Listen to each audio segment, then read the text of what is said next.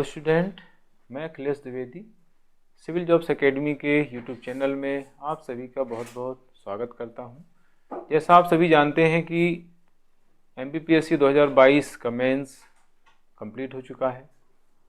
इस मेंस में बहुत बदलाव देखने को मिले हैं। क्वेश्चन पेपर में भी बदलाव हुए हैं, कॉपी में भी बदलाव हुए हैं।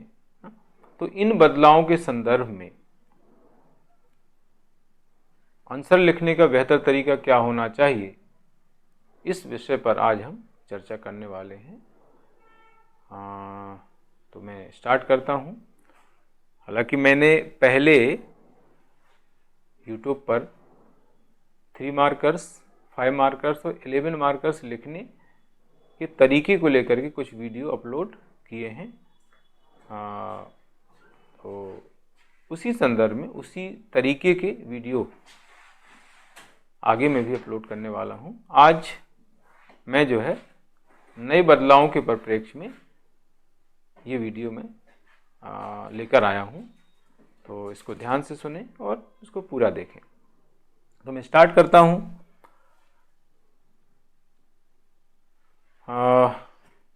दो तरीके के बदलाव यहाँ पर देखने को मिल रहे हैं। एक तो क्वेश्चन पेपर में भी बदलाव कुछ हुए हैं और जो कॉपी है उसमें भी बदलाव हुए हैं। ये दोनों बदलावों पर हम चर्चा करेंगे। तो सबसे पहले क्वेश्चन पेपर में बदलाव देख लेते हैं कि क्वेश्चन पेपर में किस तरह का बदलाव हुआ है। तो इसमें हम देखते हैं कि फर्स्ट, सेकंड और थर्ड पेपर में जो 3 मार्कर्स हैं वो 15 से 20 शब्द में लिखने के लिए दिए गए हैं। जो पहले 10 वर्ड्स या एक लाइन में लिखने को आते थे, अब उनको कर दिया उन्होंने 15 से 20 शब्द। ये मैंने एक वीडियो भी अपलोड किया था, उसमें बताया था कि आयोग ने इस तरह की कोई सूचना पहले से नहीं की थी। बिना सूचना किए जो है इस तरह का बदलाव किया है, तो इससे फर्स्ट पेपर में स्टूडेंट को काफ़ी प्रॉब्लम आई होगी। ठीक है, तो ये एक बदलाव है।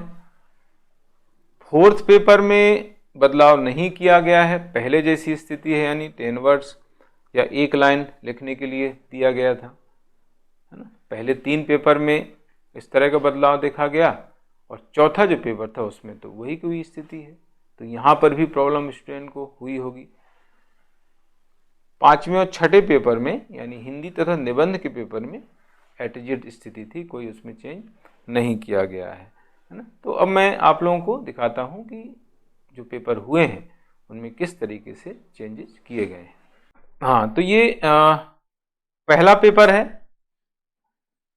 इसमें आप देख सकते हैं कि 15 से 20 शब्द यहाँ पर लिखा हुआ है, जो पहले 10 वर्ड्स या एक लाइन लिखा रहता था।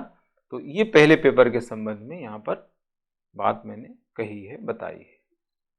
बाकी दूसरा जो क्वेश्चन है उसमें 50 वर्ड्स ही लिखा हुआ है, 5 मार्कर्स में 5 से 6 लाइन लिखी हुई हैं। तीसरे क्वेश्चन में भी कोई बदलाव यहाँ पर देखने को नहीं मिला है।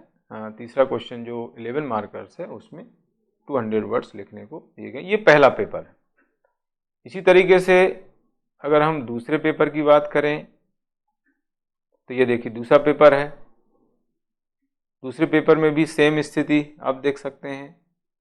पहला जो क्वेश्चन है 3 मार्कर्स, वो 15 से 20 शब्द दिया गया है और दूसरा और तीसरा जिसका जो क्वेश्चन है उसमें सेम स्थिति है, 50 वर्ड्स 5 से 6 लाइन।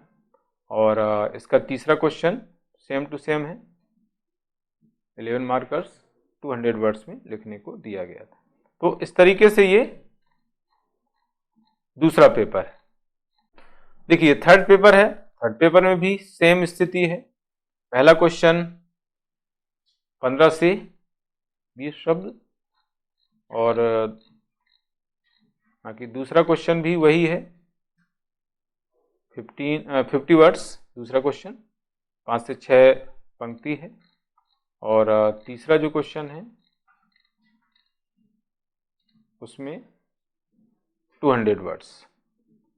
और चौथा जो क्वेश्चन है क्वेश्चन पेपर, चौथे क्वेश्चन पेपर की आप देख लें तो इसमें कोई बदलाव नहीं हुआ है, पहले जैसी स्थिति है, 10 वर्ड्स या एक पंक्ति, है ना।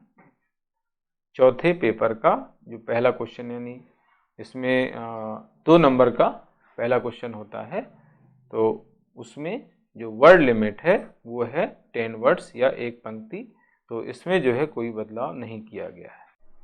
तो ये तो हमने देख लिया कि क्वेश्चन पेपर में किस तरह से बदलाव हुए हैं। अब हम बात करते हैं जो कॉपी है, आयोग द्वारा जो कॉपी दी गई है उसमें भी बहुत सारे चेंजेस या बदलाव हमें देखने को मिले। पहला बदलाव यह है कि 3 मार्कर्स में 2 लाइन दी जाती थी, उसके स्थान पर 3 लाइन कर दी गई है, ये एक बड़ा चेंज देखने को मिला है। 5 मार्कर्स में बहुत बड़ी चेंजेस देखने को मिला है, उसमें पूरा पेज दे दिया है। पहले जो है आधा पेज देते थे, अब उसके स्थान पर पूरा पेज जो है 5 मार्कर्स में दे दिया गया है। 11 मार्कर्स में कोई परिवर्तन नहीं किया गया है, उसमें 2 पेज ही दिए गए हैं जो पहले दिए जाते थे। इसके अलावा कॉपी में जो चेंज हुए हैं उसमें यह है कि कॉपी की क्वालिटी सुधार दी गई है, कॉपी की जो क्वालिटी है उसमें सुधार किया गया है। इसके अलावा कॉपी की साइज थोड़ी सी बड़ी हो गई है ना, यानी 2 जो लाइन है उसके बीच में गैप ज़्यादा हो गया है और उसकी चौड़ाई भी ज़्यादा कर दी गई है। हम कॉपी देख लेते हैं किस तरह की कॉपी आगे आई है। हाँ, तो ये देखिए मॉडल कॉपी हमने यहाँ पर दी हुई है, तो ये 1 लाइन, 2 लाइन, ऐसे 3 लाइन जो है कॉपी में दी गई थी। और ये जो लाइन है ये क्वेश्चन की लाइन रहती है, इसमें लिखना नहीं होता है। कई स्टूडेंट यहाँ पर भी लिख देते हैं, लेकिन यहाँ पर नहीं लिखना है। लिखना आपको जो है ऊपर की जो 3 लाइन है उसमें लिखना है। तो ये एक इसमें बदलाव देखा गया है। 2 लाइन के जो बीच में अंतर है वो ज़्यादा कर दिया गया है। इसके अलावा इसकी चौड़ाई भी ऐसे बढ़ा दी गई है, तो स्टूडेंट को लिखने में ज़्यादा प्रॉब्लम आ रही थी, ज़्यादा लिखना पड़ रहा था। पहले जो कॉपी थी वो छोटी कॉपी थी, उसकी चौड़ाई कम थी, लेकिन अभी जो है चौड़ाई कॉपी की बढ़ा दी गई है, जिससे प्रॉब्लम स्टूडेंट को आ रही है। अभी इसमें हम कैसे लिखेंगे उसकी हम बात आगे चर्चा करेंगे। हाँ, इसके अलावा अगर हम 5 मार्कर्स की बात करें तो 5 मार्कर्स में पूरा पेज दिया गया है। ये देखिए आप, यहाँ पर हमने इसका मॉडल दिया हुआ है कॉपी का, तो ये पूरा पेज इस तरीके से 5 मार्कर्स में दिया गया है। लेकिन जो 11 मार्कर्स की बात हम करें तो उसमें जो है 2 ही पेज दिए गए हैं जो पहले दिए जाते थे। तो इस तरीके से ये बदलाव इसमें किया गया है। तो इन बदलावों के परिप्रेक्ष्य में किस तरह से हम रणनीति अपनाए लिखने की, उस पर हम आगे चर्चा करने वाले हैं। तो ये जो बदलाव किए गए हैं एमपीपीएससी द्वारा 2022 के मेंस में, तो इन बदलावों के परिप्रेक्ष्य में किस तरह की रणनीति उत्तर लिखने की होनी चाहिए जिससे आपको ज़्यादा मार्क्स मिल सके, उसके बारे में यहाँ पर हम बात करेंगे। अब तो तीनों जो फॉर्मेट हैं उनको अलग अलग लेकर के मैं चर्चा करूंगा। सबसे पहले हम बात करते हैं 3 मार्कर्स में क्या रणनीति होनी चाहिए लिखने की। तो 3 मार्कर्स में 3 फैक्ट्स आपको लिखना ही है। पहले भी 3 फैक्ट्स लिखते थे हालांकि, और अभी भी 3 फैक्ट्स लिखना पड़ेंगे, है ना। और थोड़ा सा और ज़्यादा हम लिख सकते हैं, 4 फैक्ट्स भी लिख सकते हैं, है ना। 3 फैक्ट्स के बजाय 4 फैक्ट्स, यानी 3 लाइन है उसमें एक लाइन में 2 फैक्ट भी हम लिख सकते हैं। तो ऐसे 3 से 4 फैक्ट आपको लिखना, मिनिमम 3 फैक्ट तो लिखना ही है, 3 से ज़्यादा भी हम लिख सकते हैं, तो अच्छी बात है ना। यदि डेफिनेशन पूछी गई है तो शॉर्ट में डेफिनेशन आपको लिख करके उसका एग्जाम्पल आपको देना है। अगर एग्जाम्पल पूछा गया है तो देना ही है, नहीं पूछा गया है तो भी आपको एग्जाम्पल देना ही है, परिभाषा या अर्थ के संदर्भ में। अब यहां पर देखो मैंने लिखा है किसी का उद्देश्य अगर पूछा गया है, का उद्देश्य, यहां पर का पर ध्यान देना है। तो एक मुख्य पॉइंट आपको उद्देश्य का लिखना है ना। जैसे इस बार अभी संस्कार का प्रमुख उद्देश्य पूछा गया है, सेकंड पेपर में क्वेश्चन है संस्कार का प्रमुख उद्देश्य क्या है। तो आपको एक ही उसमें उद्देश्य बताना है, 2-3 नहीं बताना है। कि उद्देश्य पूछे गए हैं तो शॉर्ट में 3 पॉइंट्स आपको छोटे छोटे बना के इंपॉर्टेंट जो पॉइंट्स हैं वो लिख देना है, अलग अलग पॉइंट्स आपको लिख देना है। के उद्देश्य पूछने पर, का मतलब 1 और के मतलब है यहाँ पर 3, वो भी छोटे पॉइंट और इंपॉर्टेंट पॉइंट आपको लिखना है, ठीक है। अगर अंतर आता है तो मुख्य 3 अंतर आपको लिखना है। यहां पर भी वही चीज है, अगर मुख्य अंतर पूछा गया है तो एक महत्वपूर्ण अंतर आपको लिखना है।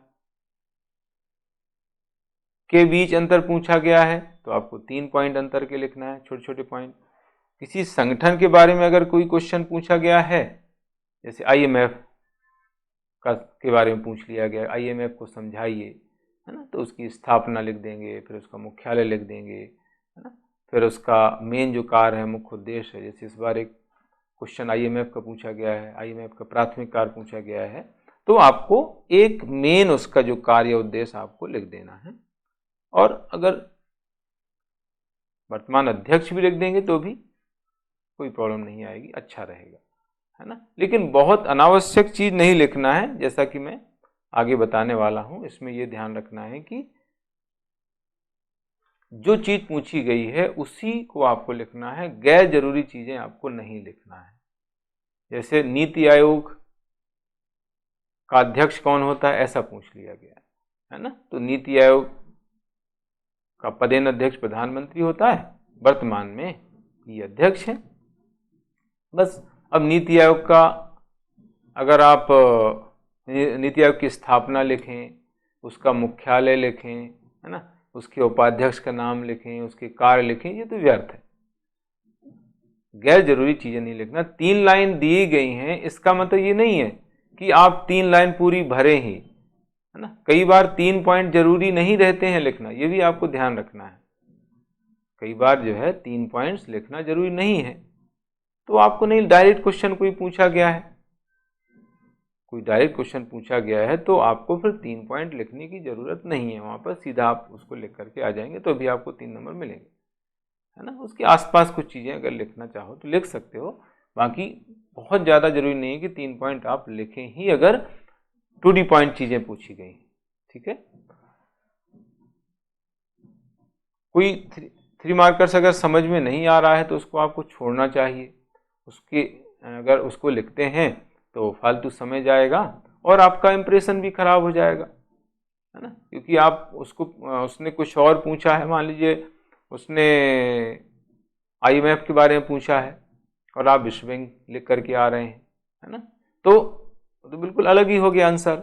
ऐसी स्थिति में क्या होगा, आपका समय जाएगा और इंप्रेशन भी खराब हो जाएगा। वो आगे ये सोचेगा कि ये तो गलत ही लिख रहा है स्टूडेंट, तो आगे आपने भले ही सही लिखा हो लेकिन वो ऐसी धारणा बना लेगा कि ये तो गलत ही लिख रहा है, तो उसको जो है वो आगे भी ध्यान रखेगा। इसलिए कभी भी जो है गलत चीज आपको नहीं लिखना है, अगर आपको नहीं आ रही है तो उसको छोड़ना ज्यादा अच्छा रहेगा, ठीक है। 3 मार्कर्स में ये चीज ज्यादातर होती है, 5 मार्कर्स में तो खैर थोड़ा बहुत कुछ ना कुछ तो आता ही है, तो उसमें थोड़ा बहुत लिख के हम आ सकते हैं। 11 मार्कर्स में भी ऐसा होता है।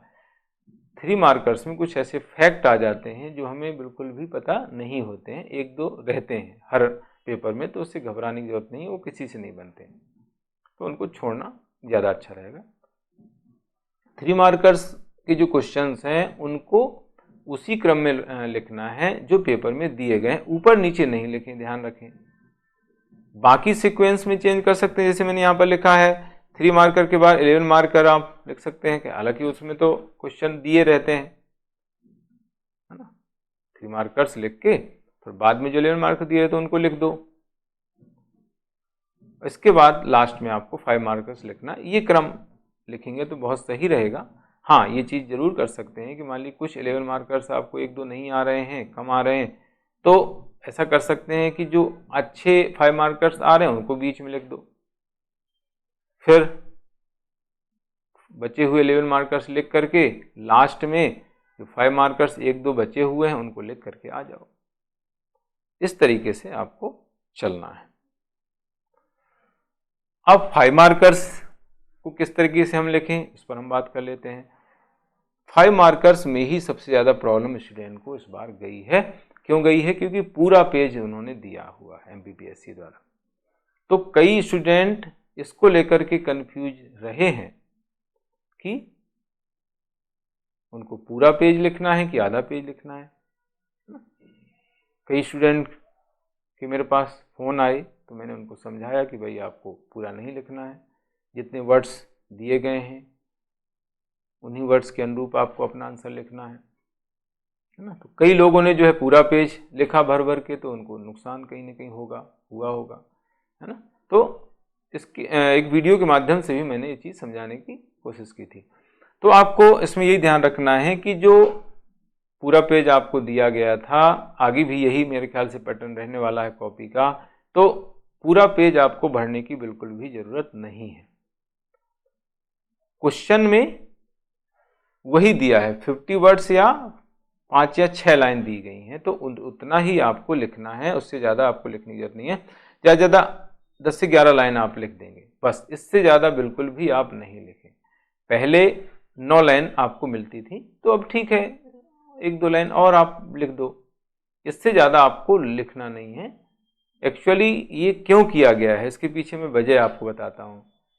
3 मार्कर्स में 3 लाइन दी गई हैं, 5 मार्कर्स में पूरा पेज दिया गया है। उसके पीछे वजह ये है कि कुछ स्टूडेंट की राइटिंग बड़ी होती है, तो उनका मैटर जो है आ ही नहीं पाता है इतने कम स्पेस में, है ना। तो वो भी अपना मैटर सही ढंग से लिख पाएँ, इसके लिए उन्होंने ऐसा किया है, ये चेंज किया है। इसके अलावा 5 मार्कर्स में अगर कोई क्रिएटिव वर्क करना चाहे, डायग्राम है, मैप है, चार्ट है, पाई चार्ट है ना, ग्राफ है, ये अगर कोई बनाना चाहे तो वो उसके लिए पर्याप्त स्पेस रहेगा, वो उसमें कर सकता है।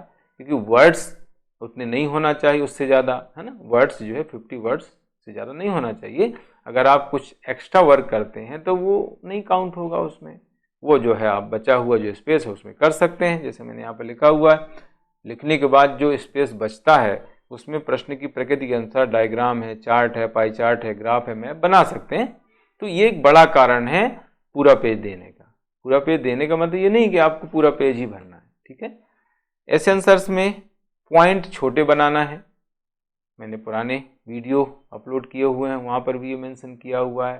3 मार्कर्स, 5 मार्कर्स, 11 मार्कर्स के वीडियो मेरे आप देख सकते हैं, यूट्यूब पर अपलोड हैं, उनको आप देखें अच्छे ढंग से ना। पॉइंट छोटे बनाएं।